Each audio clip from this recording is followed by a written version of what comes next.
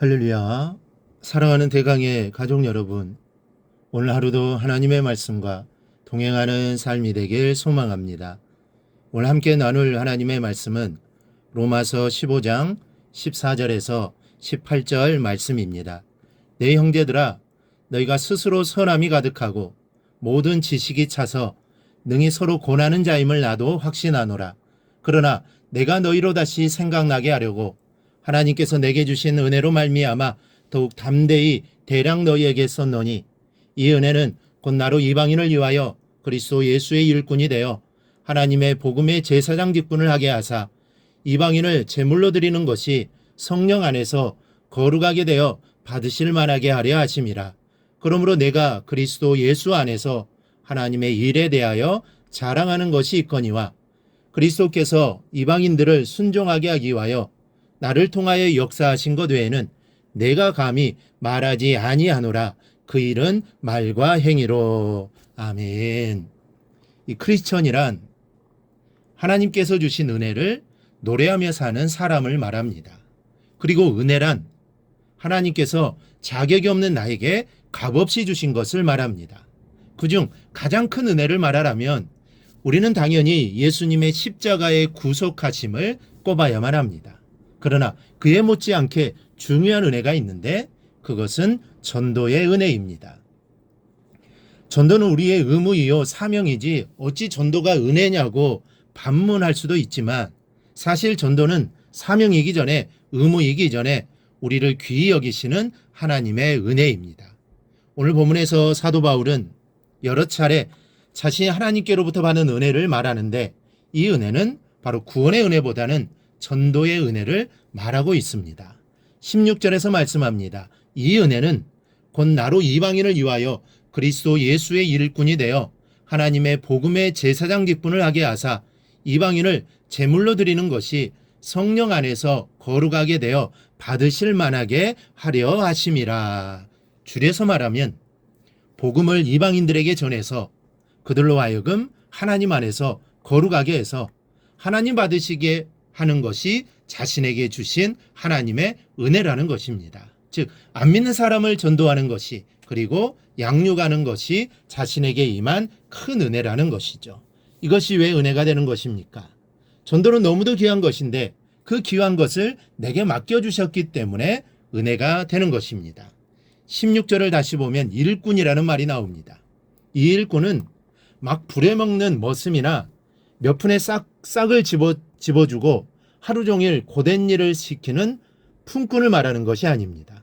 이 본문에서 일꾼으로 쓰여진 헬라어 레이투로고는 중요한 공직자, 다시 말하면 왕이 특별히 생각하는 신하를 말합니다. 이것이 신앙적인 의미로 쓰여질 때는 하나님에 의해서 특별히 임명된 성직자를 말하는 것입니다. 예수 그리스도의 복음을 세상에 전하는 것은 결코 하찮은 일이 아닙니다. 해도 되고 안 해도 되는 일이 아닙니다. 관심 있는 몇몇 사람만이 하는 것은 더욱더 아닙니다. 전도는 굉장히 중요한 일입니다. 죽은 사람을 살리는 일이요, 거룩하고 또 거룩하고 더욱 거룩한 일입니다. 지옥에 갈 수밖에 없는 사람을 천국으로, 영원한 삶으로 인도하는 일입니다. 그러니 얼마나 중요한 일인지 모릅니다.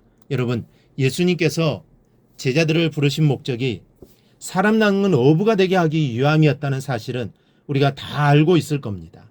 그만큼 전도가 중요한 것입니다.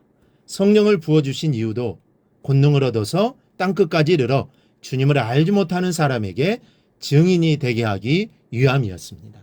이처럼 전도는 하나님께서 보시기에 가장 중요하고 시급하게 해야 할 일입니다. 그러니 이런 소중하고도 속히 해야 할 일을 나 같은 사람에게 맡겨주신 것이 은혜가 아니고 무엇이냐고 바울은 고백하고 있는 것입니다.